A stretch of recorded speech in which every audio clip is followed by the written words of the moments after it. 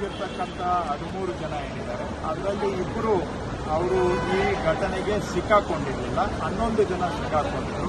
ಅವರು ಎಲ್ಲರದ್ದು ಆರೋಗ್ಯ ಚೆನ್ನಾಗಿದೆ. ಆದರೆ ಅವರು ಎಲ್ಲೋ ಒಂದು ಕಡೆ ಮಾನಸಿಕವಾಗಿ ಒಂದು ಥರ ಈಗಲೂ ಕೂಡ ಇನ್ನೂ ಒಂದು ಆತಂಕದ ಮನಸ್ಸಿನಲ್ಲೇ ಇದ್ದಾರೆ. ಯಾಕಂದರೆ ಸಾವು ಬದುಕಿನ ನಡುವೆ ಹೆಜ್ಜೆ ಇಟ್ಟು ಅವರು ಬದುಕಿ ಬಂದಿದ್ದಾರೆ ಮತ್ತು ಅವರ ಕಣ್ಣು ಮುಂದೆ ಅವರ ಬಹಳ ವರ್ಷಗಳ ಸ್ನೇಹಿತರು, ಸಂಬಂಧಿಕರು ಅವರ ಕಣ್ಣು ಮುಂದೆ ಮೃತರಾಗಿರೋದನ್ನ ನೋಡಿ ಆ ಒಂದು ಕಷ್ಟವನ್ನು ಅವರು ಅನುಭವಿಸಿದ್ದಾರೆ. ಅವರು ಕೆಲವರು ಬದುಕ್ತೀವೋ ಇಲ್ಲವೋ ಅನ್ನುವಂಥ ಪರಿಸ್ಥಿತಿಯನ್ನು ಎದುರು ನೋಡಿ ಬಂದಿದ್ದಾರೆ. ದೈಹಿಕ ಆರೋಗ್ಯ ಅವ್ರದ್ದೆಲ್ಲ ಚೆನ್ನಾಗಿದೆ, ಆದರೆ ಎಲ್ಲೋ ಒಂದು ಕಡೆ ಮಾನಸಿಕವಾಗಿ ಇನ್ನೂ ಕೂಡ ಅವರು ಆತಂಕದಲ್ಲಿ ಇರುವಂಥದ್ದು. ಅವ್ರ ಜೊತೆಗೆ ನಾನು ಕಳೆದ ಸಮಯದಲ್ಲಿ ಕಂಡಿದ್ದೇನೆ. ಅವರು ಅದರ್ವೈಸ್ ಅವರ ಆರೋಗ್ಯ ಚೆನ್ನಾಗಿದೆ. ಘಟನೆಯಲ್ಲಿ ಭಾಗಿಯಾಗಿರ್ತಕ್ಕಂಥ 22 ಜನನೂ ಕೂಡ ಬೆಂಗಳೂರಿನ ನಿವಾಸಿಗಳು.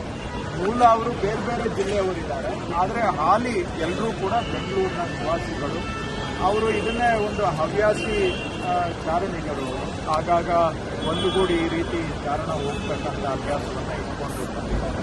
ಸರ್, ಅಲ್ಲಿ ಹವಾಮಾನ ವೈಪರೀತ್ಯದ ಯಾವುದೇ ಮಾಹಿತಿ ಮುನ್ಸೂಚನೆ ಇರಲಿಲ್ವಾ ಏನು ಸರ್ ಗೈಡ್ಗಳಿಗೆ, ಅಥವಾ ಹೇಗೆ ಸರ್? ಅಲ್ಲಿ ಈ ರೀತಿಯ ಹವಾಮಾನ ವಿಪರೀತಕ್ಕೆ ಹೋಗುತ್ತೆ ಅಥವಾ ತಕ್ಷಣ ಬದಲಾವಣೆ ಆಗುತ್ತೆ ಅನ್ನುವಂಥ ಮುನ್ಸೂಚನೆ ಯಾವುದೂ ನಮಗೆ ಇರಲಿಲ್ಲ ಅನ್ನುವಂಥದ್ದು ಅವರ ಹೇಳಿಕೆ. ಯಾವುದೂ ಅಲ್ಲಿ ಹಿಮಾಲಯದ ಆ ಪ್ರದೇಶದಲ್ಲಿ ಈ ಥರ ಘಟನೆ, ಇವರು ಹೋದಂಥ ಟ್ರೆಕ್ನ ರೂಟ್ನಲ್ಲಿ ಈ ಥರ ಘಟನೆಗಳು ಬಹಳ ಅಪರೂಪ. ಆದರೂ ಕೂಡ ಆ ಒಂದು ರೇಂಜಲ್ಲಿ ಯಾವಾಗ ಏನು ಘಟನೆ ಆಗುತ್ತೆ ಅಂತ ನಾವು ಪ್ರಿಡಿಕ್ಟ್ ಮಾಡೋದಕ್ಕೆ ಆಗೋದಿಲ್ಲ ಅಂತ ಉತ್ತರಾಖಂಡದ ಅಧಿಕಾರಿಗಳು ಹೇಳುವಂಥ ಮಾಹಿತಿ. ಒಟ್ಟಾರೆ ಇದರಲ್ಲಿ ನಾವು ತಪ್ಪು ನಪ್ಪು ಹುಡುಕುವಂಥದ್ದು ಒಂದು ಕಡೆ, ಆದರೆ ದುರಂತ ಇದು ಆಗಬಾರ್ದಾದಂಥ ಒಂದು ದುರಂತ ನಡೆದು ಹೋಗಿದೆ. ಅಲ್ಲಿ ಅನಿರೀಕ್ಷಿತ ಇದು.